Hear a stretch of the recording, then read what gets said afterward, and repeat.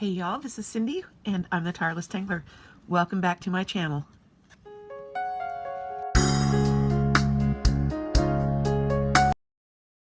Today I wanted to do a quick tip on a wonderful pattern, a new one I guess by Staub Korn, which is called, and I'm going to guess on how to say this, Circe or Cirque or something like that. So I don't know how you say it, but this is how you spell it, Staub Korn, and I am in love with this pattern. It doesn't look like much going down, but boy, once you shade it, it just becomes a whole new entity. So I want to show you the basic. This is done on a square grid, and the basic pattern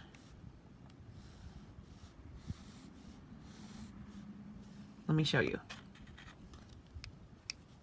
And this.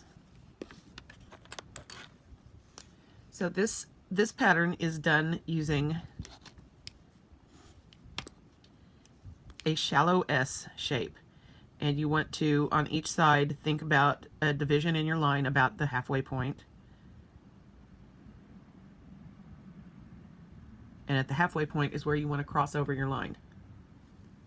So in the box form, we are going to do this shallow S on each of the four sides and on the division down the middle of the triangle, or the square. So let me show you how that goes. Now I try not to use the dot on the middle of the line simply because my lines aren't consistent enough to hit the dot even when I can see it. So you can use a dot, you cannot use a dot, it's up to you.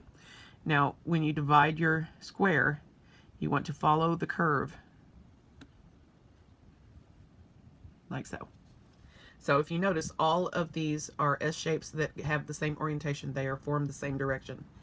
So the next step is to divide each of these triangles that we made into 3 parts.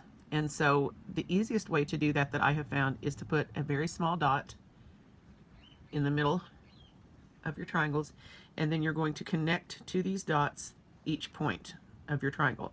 So the line is going to follow again the curve of the line in that corner.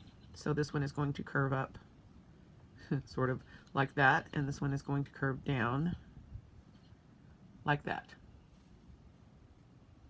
And then if you have to sort of fill in, that's okay. It's going to look fine. Well, that might not look fine, but it's going to look fine once we get the shading done. Forgive me for that one.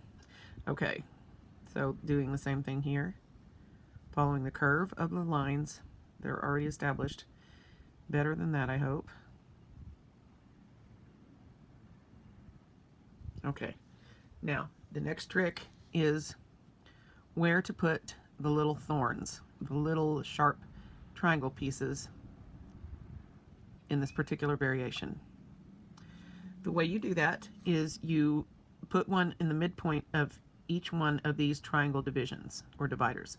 So, and then you put them in the same direction, sort of like a windmill, in a clockwise or a counterclockwise direction.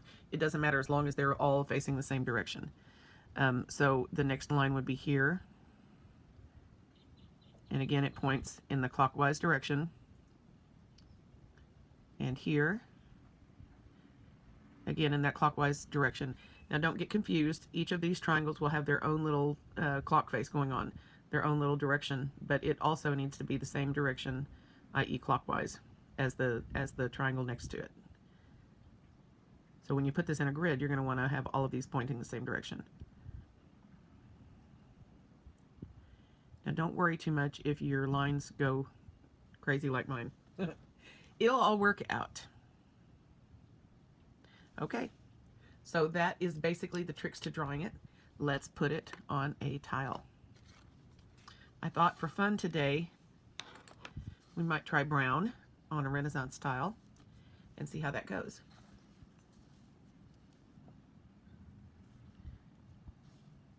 So I thought about doing this without a border, but then I thought, nah, it's always nice to have a little extra room.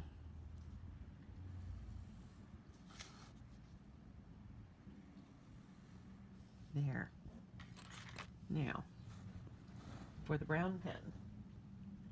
So, for this pattern knit grid, you're going to want to divide these in probably 3 by 3 boxes. So divide your tile in approximately thirds. Oh, my last one got a little thick, but it doesn't matter, it's going to work out.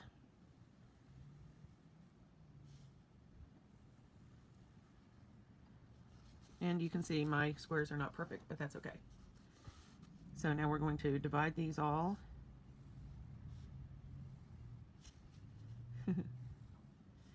in my wonky grid.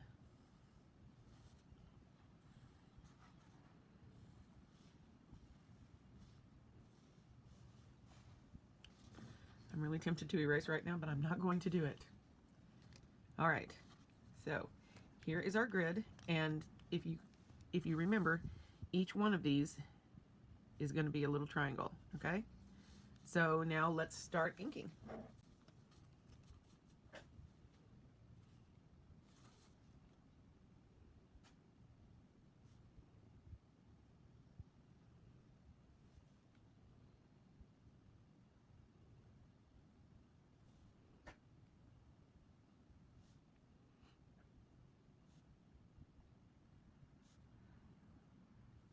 Well, you can see here in a couple of spots I really got wild, but it's going to all sort out. So now do the other direction.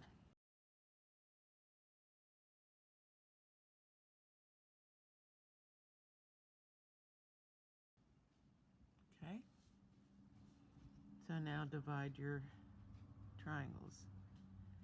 Curve with the line to the middle point.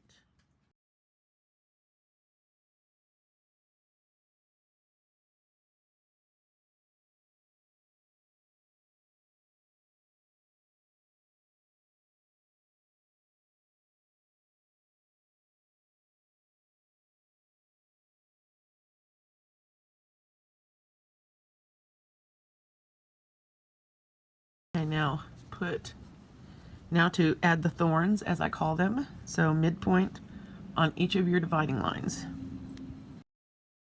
Remember to keep these all pointing in the same direction, counterclockwise or clockwise. In this case, I'm doing clockwise. They should follow a circle around within each triangle.